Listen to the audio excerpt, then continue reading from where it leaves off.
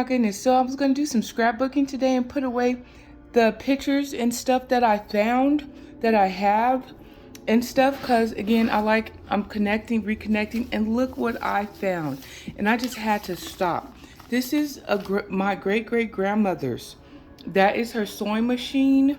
This is a quilt, and oh my goodness, I just want to cry because now I need to finish it. I have the sewing machine. Like now I'm like, oh my gosh, I need to finish it. I have the sewing machine. I have the patterns and it's already marked. Here's her actual sketch in her handwriting. Like I'm almost to the point of tears.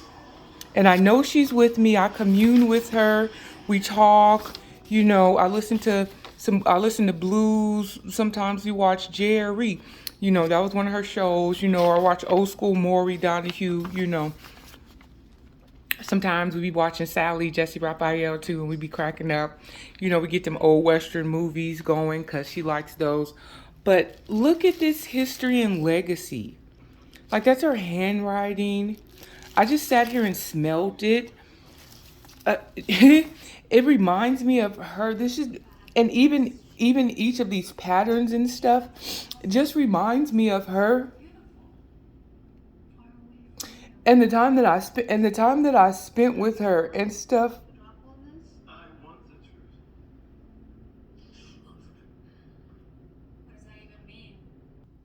Like it's just so overwhelming and just so like I know she's with me in spirit, but physically I miss her. I miss She taught me so much. She taught me so much. We had the best times, man. And I know growing up people used to think that I was weird because I just would hang out with my great grandma all the time. We played spades. I remember she was Jehovah Witness. Like she taught me what simple luxury was, that I didn't have to be like by no means was my great grandmother broke, by no means, but she taught me what simple elegant luxury was, and the heart of service and gratitude, and that you could be your own supreme being and not put anybody else down, and that the truth is the truth no matter what. Stand 10 toes down on the truth that you know. I mean, she taught me how to play gin rummy. She taught me how to crochet. I even found a beaded necklace that I made when I was like, I don't know, like 8 or 9. You know, oh, she's just a, she was just an amazing person. Amazing. And now I'm looking at it and then I realized I never cried. I didn't cry at her funeral. I didn't cry when we cleaned up her house. Like, and I'm so sad that I can't go back and just sit in the garden or just sit in her room. And I miss her so much right now. Like she helped me so much with she potty trained my oldest, and just thinking back, I kind of wish I would have asked her more stuff about her life and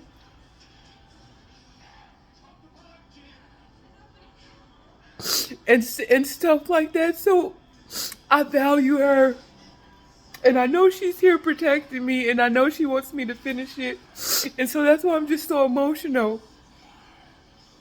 I love her. I love Mama. I miss her so much. I do. I mean, I love her truth to power. She didn't sugarcoat nothing. She was about truth. She would rep her. I like. She was just the greatest, and I don't care what nobody says about it. She was the greatest. She was the greatest. She was the greatest. Oh man, I didn't even know it was gonna go this way, but oh, like when I was younger, I remember I'll tell you this story. Like, I remember, but now I get it. I didn't get it before because a lot of the times I just lived a solitary life. Just me, even in a house full of people. It's just me. It was just me, some books and some music. And I remember one time when I was staying with her, and I was just in the room all day, and I wasn't doing anything. Like, I was listening to music because I was just used to listening to music, being with me and talking to me and encouraging me in the mirror, and just escaping, giving myself mini concerts and stuff like that. And she turned off the power on me. She did, and she made me come downstairs, and I didn't understand it. But as even now, as I'm going back and researching our history in America, and then even our history as it relates to where we came from in Africa and stuff like that she knew, like she could sense that you don't need to be by yourself all the time. She was like, you're not going to be in this house with me and not come say nothing to me all day. What's your problem? What's wrong? And as a 20-year-old, I didn't get it because nobody else made me be in community, as nobody else made me do that except for her, and I realize that now. And so as I did the same thing, and I even do it now. I did the same thing with my older son, with my younger nephew slash son. If they're by themselves too long, I just go and sit and hug them and be like, "You're okay? How are you feeling emotionally? You want to talk about anything? You want to watch a movie together and laugh?" Because sometimes just being in somebody else's healing energy and knowing that they care is a lot. It does a lot for some people. And she never judged me. Like, she never judged me. She just poured wisdom and love into me. Like, she never judged anything about me. She maybe asked me why. She gave me some rules and stuff like that. But she never judged anything that I did. Never said never sowed a wicked or harmful seed about me. She was a great supporter. She just made me feel like I could do anything and I could be anything. Oh man, I miss her. So now I gotta go and make sure this sewing machine works and go get and learn how to use it because I'm gonna finish this quilt. Oh my gosh. I'm gonna finish this quilt, and oh man. Like, I miss her. I miss her stories. I miss her sister, Aunt Geneva. I just miss sitting down and listening to them talk. I miss being in that queen and divine feminine energy that is, you could do it. You could do it. You could be, there's no reason why you can't be the best you. And her sister, Aunt Geneva, a queen in her own right. She was a true and blue cowgirl with her own ranch, did her own thing. Like them is my heroes. Them is my sheroes. Like, I only hope and wish that as I grow and as I elevate, that I can impact, I don't know, my younger cousins, if not them, the next generation and stuff, as much as they left the impact on me of just, like I said, they were luxurious, just royalty in their own right, royalty. You could feel the love between them. There was no jealousy, no envy, no hate. Why? Because they built each other up. Every time they were together, they built each other up and laughed. Nothing was taken to heart. Nothing was kept. I've never heard them say a bad thing about each other. There was no, you think you this, you think you that. Nothing. It was always open arms, hugs, and kisses. Oh my goodness. I didn't even mean to go here and go there, but man, like, literally. So, Yeah, I need to find somewhere to go because literally this is an old school. They would probably say it's antique. And I have another one too that comes in its own carrying case and everything. Like she's just, and every time I see even this ring, I had her jewelry box and this ring was, in there and I found it a little bit before I moved from San Diego to here. And so like every time I just keep finding things that belong to her, and it's just a constant reminder like that she's just with me, like that she is just with me. It just amazes me. It amazes me. It amazes me. And then my heart is saddened how just generally that I never connected to her before. And then I got a call to connect to her, and like I love her. I love my ancestors. I love my ancestors because without them, there would be no me. I would not be the woman that I am today. I wouldn't even be here without them, without their strength, without their ingenuity. And I feel sad. I feel sad and burdened about people who don't connect with their ancestors. And they try to find themselves in European and the oppressor's ancestors. Like that's just crazy to me. And then they want to talk about me because I honor their birthdays. And I honor their birthdays. I honor their lives. I have an ancestral shrine in my house that I'm so proud of, that I will never be ashamed of. And I was just thinking like, man, I was trapped in that oppressive thing where I was so disconnected from them. Like I could never go back to that. I could never go back to that. But that's all I have to say. I just wanted to share. I didn't even know that it was going to go on like this. But man, I encourage you to honor your ancestors. The way that you honor the oppressive things of the colonizer. Go back and honor your ancestors. Let's stop talking about our ancestors. Because without them, there would be no you. And you're demanding respect as an elder, but you're talking bad about them. That's a whole nother topic, a whole nother story. And now most of y'all not even ready for that. But, oh my God, who do you think gave you what you have right now? I'm gonna let it go before I get, and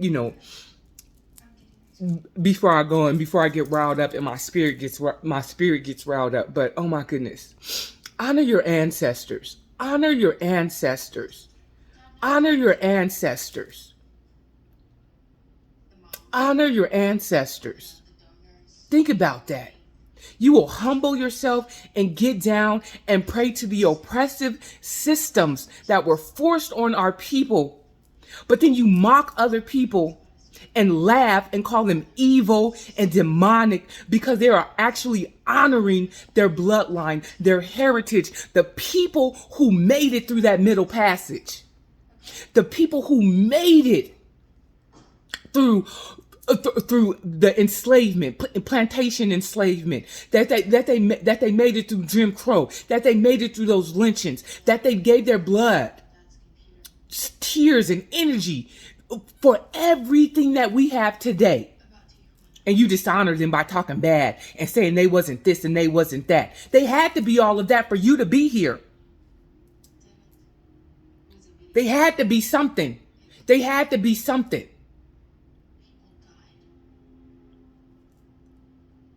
And then you wonder why your life is crumbling. Because you're giving honor to the people who oppress you and demonizing your own bloodline. Again, that's going to be a whole nother story. I'm going to stop. Yeah, so I just need to learn how to sew. And it's going to be on and popping. And I'm going to have this quilt made. It just touched me. It just touched me with something. Because I can even remember her wearing these fabrics and stuff like that. And then I got fabrics of hers. I got the sewing needles. I got the little cookie jars that you had the little sugar cookies in that they put all the sewing stuff in. I got one of the, I got hers. Like, it is hers. It's her sewing needles. It's her thimbles. It's even her thread.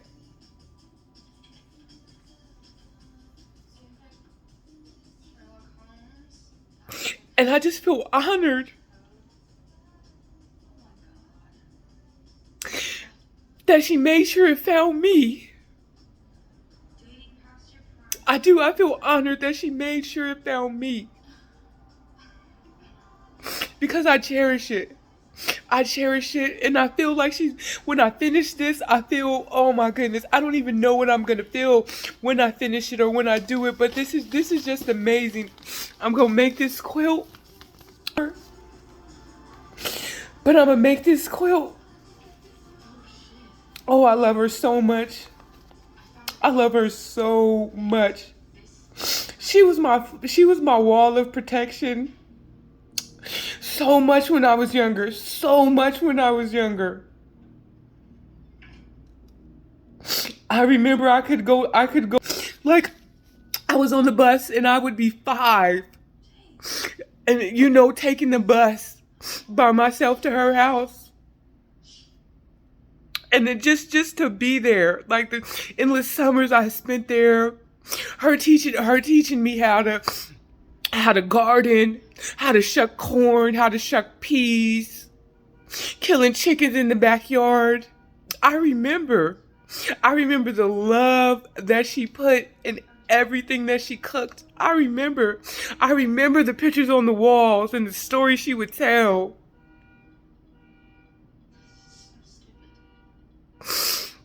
Oh man. Remember.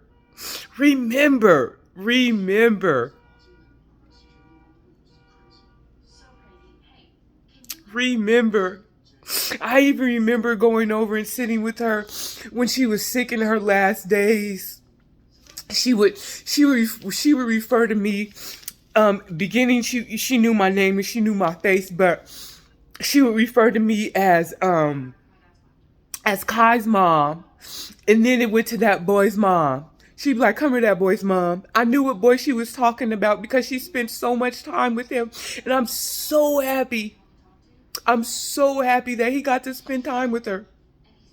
Like, I'm so happy that she got to sew into him. She's just amazing. And I don't say was because she is, because her energy and her spirit never dies. It is alive, and I honor it, and I honor her this day for still as in life as she is in the ancestral world, being my shield, being my wall of protection, being my rock, just encouraging me to keep going in this direction, regardless of what anybody feels or what anybody says or what they don't say. To the looky-loos, to the doubters, to the haters, to the supporters, it doesn't even matter to me anymore. She's happy and she's proud of me. Like, I remember her recipes.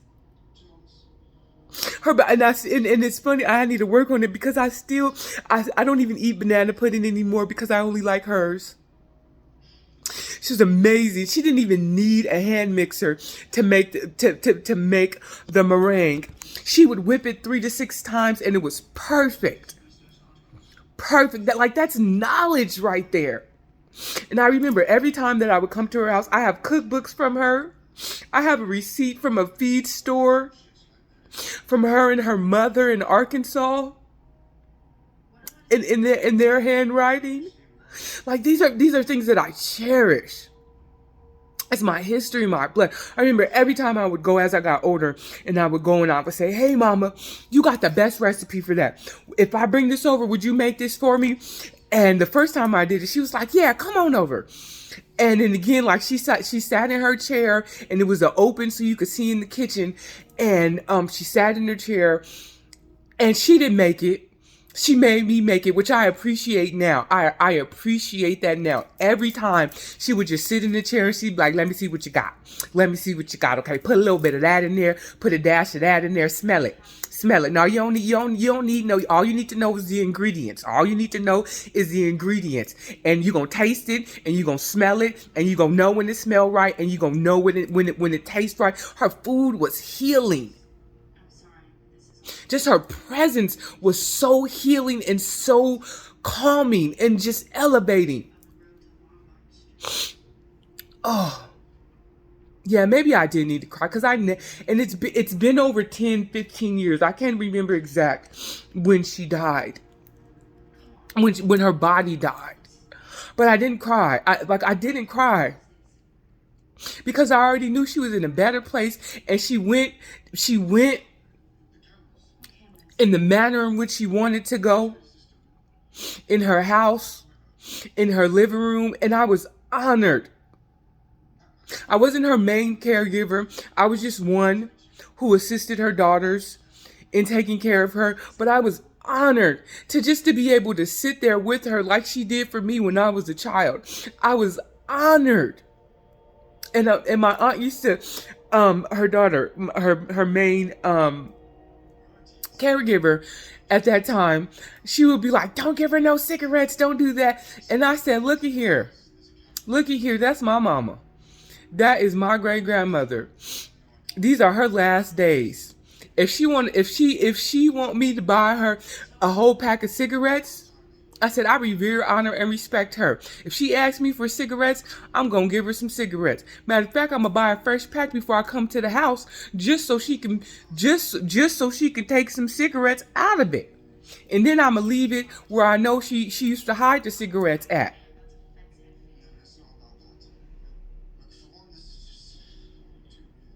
Like, oh, it's just so amazing. So amazing. I love it. I love it. Like, it's fabric. I found a white cloth in here. I'm going to wash it. And I'm going to hand wash it in love. And I'm gonna set it and I'm gonna set a piece over there for her.